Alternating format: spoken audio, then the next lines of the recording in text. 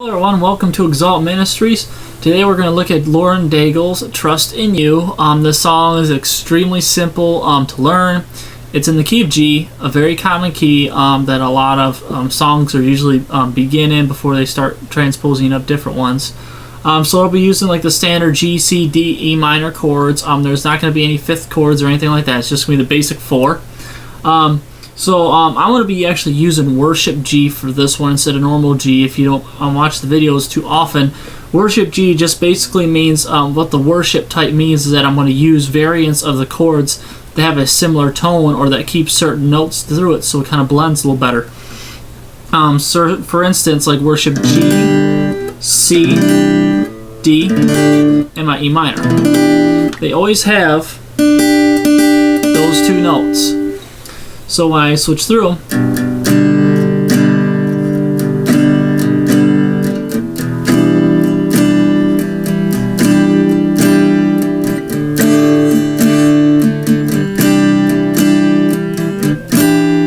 they always have that. Sorry.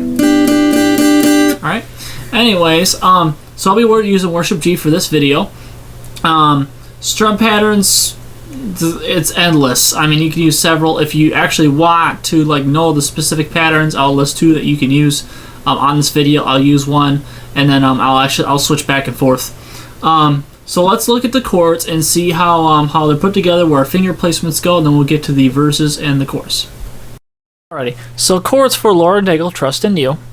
We do in key of G. Okay, no capo or nothing. And I'm going to do worship G chords, which means I'm going to be doing a G5. C2, a D sus, and an E minor 7. Okay, that's just the names of the chords that I have that are for anyways for the worship G. So start off on the worship G. This is gonna be a G5. In the video, I just refer to these as standard G, C, D, E minor. But for now, we'll give them their proper names while we're actually looking at the formations. So G5 is gonna be a 3, 2, open, open, 3, 3. Okay. That'll be our G5. C2, we're going to mute the top, shift our two fingers down a string a piece, and that's going to be the C2. So you have G and then C2, which is going to be a mute, 3, 2, open, 3, 3. These two fingers here will never move. So yeah, they start looking like mine, where they got the nice little indentations. That's okay. That's normal. When you have calluses, well, you won't feel a thing. So we have G, G5 anyways, C2, D sus. So we're going to keep this finger here is going to shift down here, then keeps going. No middle finger. Mute the top two strings. So you end up only playing 4, 3, 2, 1 instead of 5, 4, 3, 2, 1 or 6, 5.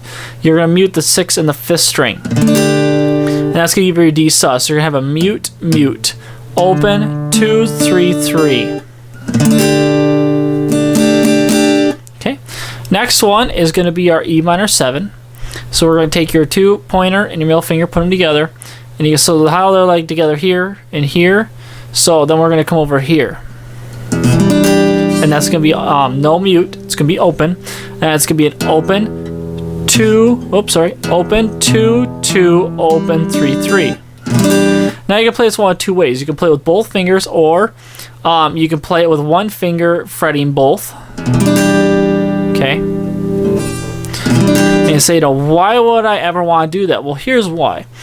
If you're it's for a chord solo I have yet to perfect. It is for Who Am I by Casting Crowns. They do this because this finger is needed to switch, because they have it down here because well, let's see if I can even do it right. Because they do like trying to think of how the G is. It's something like this. Okay, I can't do it because it's been a while. But anyways, this finger is shifting all the time. So they even do like a different G and a different C for it. But if you can do this, then it frees this one up to do things like... And you're still doing your E minor 7. Gotta make sure you get all your strings.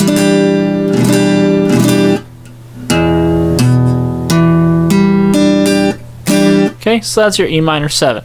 So and that's only 4 chords you're gonna have. So you have your G, your G5, your C2, D sus, E minor 7. All right, so let's get back to verses, chorus, and bridge, and see how this all is put together. So now that we have our chords down, our G, C, D, E minor, that's what I just refer to them as, even though they have like special names like G5, C2, D sus, and E minor 7. We're just going to refer to them as the basics. It keeps it more simple that way.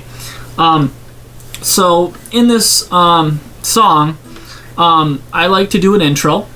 Intro is going to be pretty much the main progression of the verses, which is going to be G, E minor, and then C, and D. Okay? Remember the D, remember you're muting both on the top there. So your dominant D comes out, alright? Alright. So we're going to start, and we're just going to do the strum pattern. I'll put the strum pattern on the screen that I'll use for the intro. And then when I go to the chorus, I'll switch to the other one, even though both of them can be used for the entire song. So that way it's kind of easier to figure out, okay, there's 2 different strum patterns, and then I might switch back and forth. That way you can see that both of them will fit the song evenly, depending on how you want to play it in the setting that you're trying to play it in. So we start off with the G, and it's going to be letting go of every single dream. E minor, I lay each one down at your feet. C, every moment of my wandering. D, oops, sorry. Make sure you get all your strings ringing. Never changes what you see. I've tried to win this war, I confess. My hands are weary, I need your rest. Mighty warrior, king of the fight. No matter what I face, you're by my side. Okay, so that's kind of it goes G, E minor, C, and D. So you have G, letting go of every single dream. E minor, I lay each one down at your feet. To the C, every moment of my wandering. D, never changes what you see. And then you're just going to go back and play those 4 chords again. That'll be the progression throughout the verses. On the chord sheet that I have attached to the description, which is the one I'm looking at right now, they have the 3rd verse mislabeled. It is not the 3rd verse, it actually the bridge. So, and also when I hear it on the song, they usually on bridges they change the strum pattern, they change the speed of it or something, where it's kind of like a build up into their finale, so to speak. So the verse 3, or the 3rd verse, technically, because they just have verse, verse, verse, the 3rd one is actually going to be a bridge, as mistitled. So so now that I got the first verse done, let's go to the chorus. Chorus progression, instead of G, E minor, C, and D, your chorus progression is going to be G, D, E minor, C. And then G and D after that, because they put a couple more for your intermission into your back into your chorus again, or back into your next verse. Sorry. So let's start here with the chorus, and then strum pattern I'm using is on your screen right now. Remember, this can be used throughout the whole song. I'm just switching up every once in a while so you can see what works and maybe what you don't like, what you do like. Okay, so and it's gonna be, just remember, G, D, E minor, C, and you'll be able to hear the changes. When you don't move the mountains, I'm needing you to move. When you don't part the waters, I wish I could walk through. When you don't give the answers, as I cry out to you, I will trust, I will trust, I will trust in you. Okay, so when I did the first I will trust is E minor, and then I will trust on the trust is your C, and and that ends that chord progression. So the G and the D is the two extras I play. Those are more or less an intermission into your next verse. If you're following along on the chord sheet, it'll be a little easier to see. So if you can just put the chord sheet and put the video side by side, if you're able to do that, is great. So we have the chorus. I will trust, I will trust, I will trust in you. Okay. Now, next verse is the G, E minor, C, and D again. So it's gonna be truth is you. Okay, so I did one strum pattern for the chorus. Okay, I'm gonna do a different one now for this verse. Let's see. Truth is you know what tomorrow brings. There's not a day ahead you have not seen. So in all things be my life and breath. I think I'm actually doing the exact same pattern. I have it in my head. I actually had to do the other one differently. Give me a minute. I'm still doing the wrong one. There we go. Okay. Had to get it right. So we got here in the next verse. I'm still doing it. Okay, that's it. See, the difference between the two strum patterns is why it's so hard is both start with two strums. The difference is one starts at strum 1 and strum 2, while the second one starts at strum 1 and strum 3. I actually skip a time.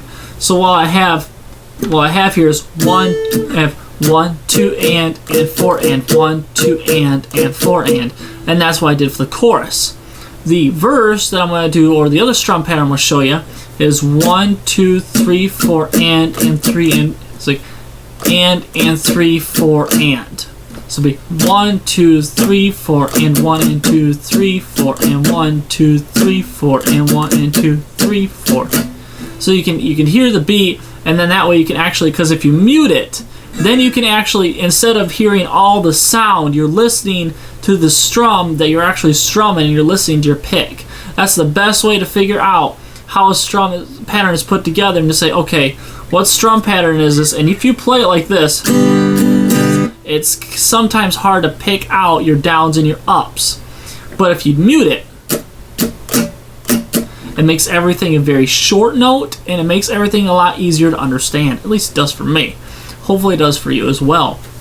So now that we are on the next the verse 2. Okay, I'm going to redo the verse 2 again. This is not intended. Remember, this is nothing's practice. This is just the video as it is.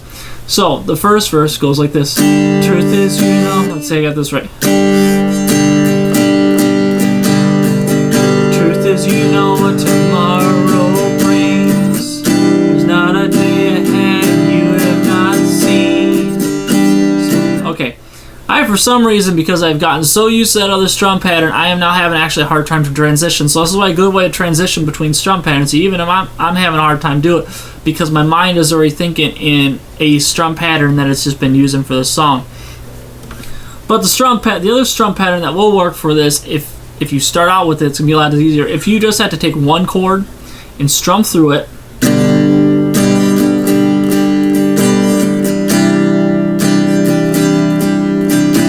I use this for a lot of different songs.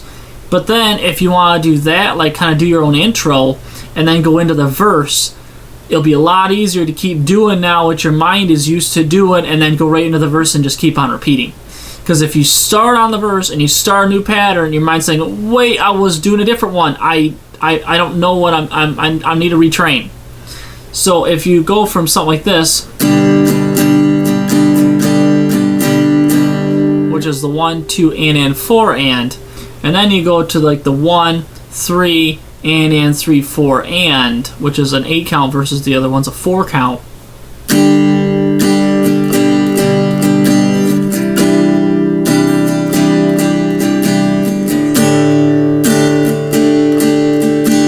Okay, it'll be a lot easier to do.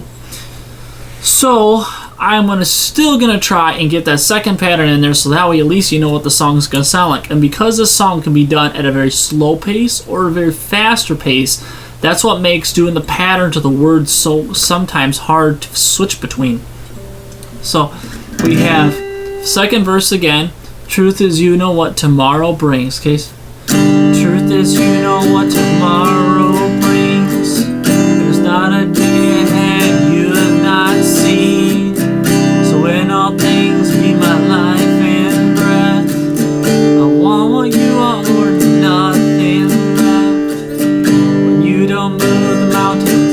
I'm needing you to move. When you don't part the waters, I wish I could walk through. Oh, I went off a little bit. The difference being is why the 4 count is a little harder to do than the 8 count on the chorus is because the chorus is done in 4 count chords. Or I shouldn't say it that way. A chord is done in 4. It's how do you say? It's 4 beats per chord instead of 8. Or yeah, 4 beats per chord instead of 8.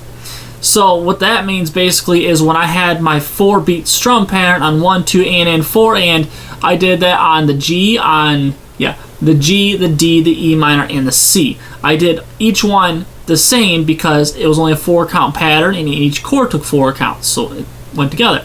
Now that I'm converting to an 8 count strumming pattern, my chords are going to split the pattern. I'm going to have 4 counts on G and another 4 counts on D, and then 4 counts on E minor, still 4 counts on C. I still have the 4 counts per chords, but the difference being that my strum pattern is now 8, so my strum pattern is cut in half. So when you do it, it's a little harder, but if you have the timing in your head and you're keeping track of it in your head when you're doing it, you can be able to say, okay, it's time to switch now. Switch, switch, switch. So let's try something like that. So let's go like this. Let's do the 8 count strum pattern with the 4 count chords. So I'll just call them 4 count chords because that's the measures, the menu counts till the switch. Now let's see. So you have G, E, E minor, C, G, D, C, E minor. Notice I'm not doing them in any specific order. I'm just switching because if you just get used to be able like to hit one, go like this: 1, 2, 3, 4, switch. 2, 3, 4, switch. 2, 3, 4, switch. 2, 3, 4. If you can get that, then you're going to be able to get those chords a lot easier. So let's do that chorus in the 8 count strum pattern. When you don't move the mountains, I'm needing you to move. When you don't part the waters. Now, notice I'm doing something different now. Notice I'm still got my 8 count, but what I've done is I've stretched how long it takes to say the words. So you can do this 2 different ways. You can either push your words tighter, make it a faster chorus, and make your chords cut your strum pattern in half, or you could extend it. You can do one of both ways. It's actually very common to do.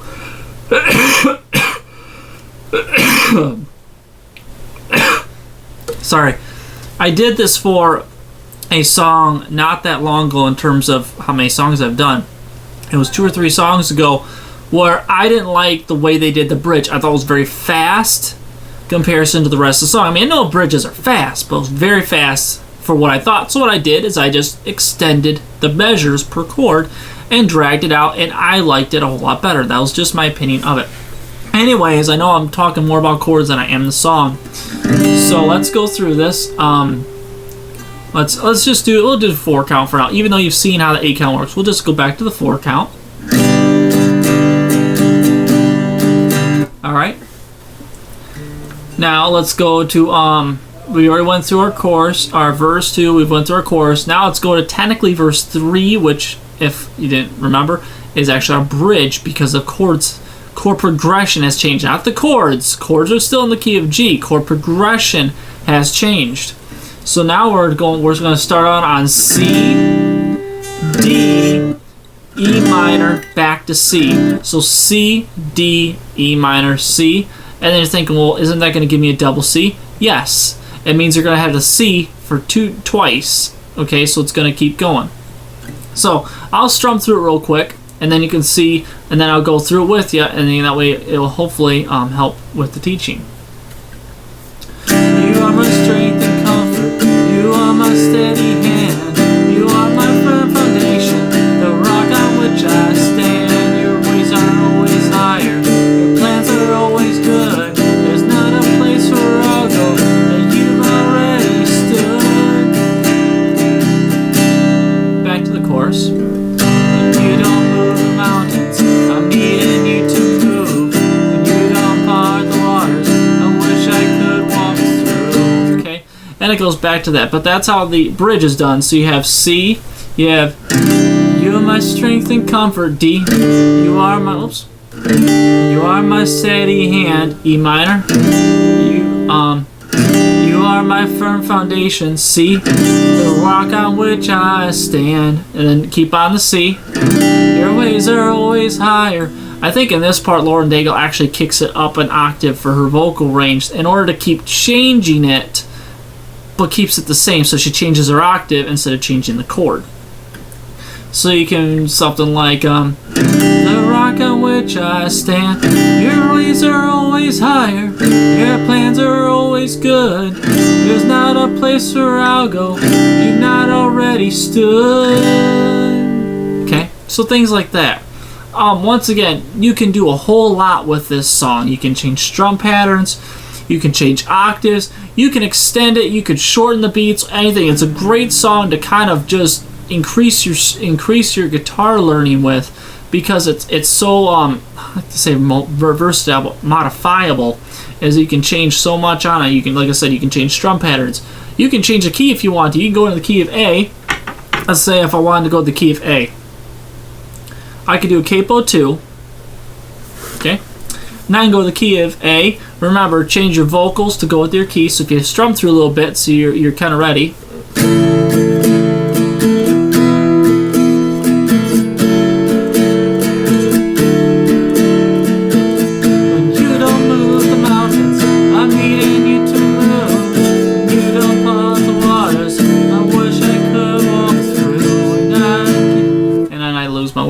But you say then you can change it, so you can do a lot more with this. I mean, you can go clear from and say we got G, A sharp, B. I mean, we can go down to C, though I know I'm not gonna be able to sing much of that octave. It's gonna sound like this.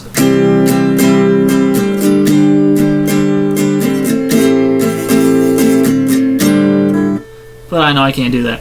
Anyways, that's how to do Lauren Daigle's Trust in You, key of G, several different patterns that you could do. Just 2 of them is what I'm showing. Or you can just do a strum, whatever. It will work. Anyways, thank you very much for watching, and you have a blessed day.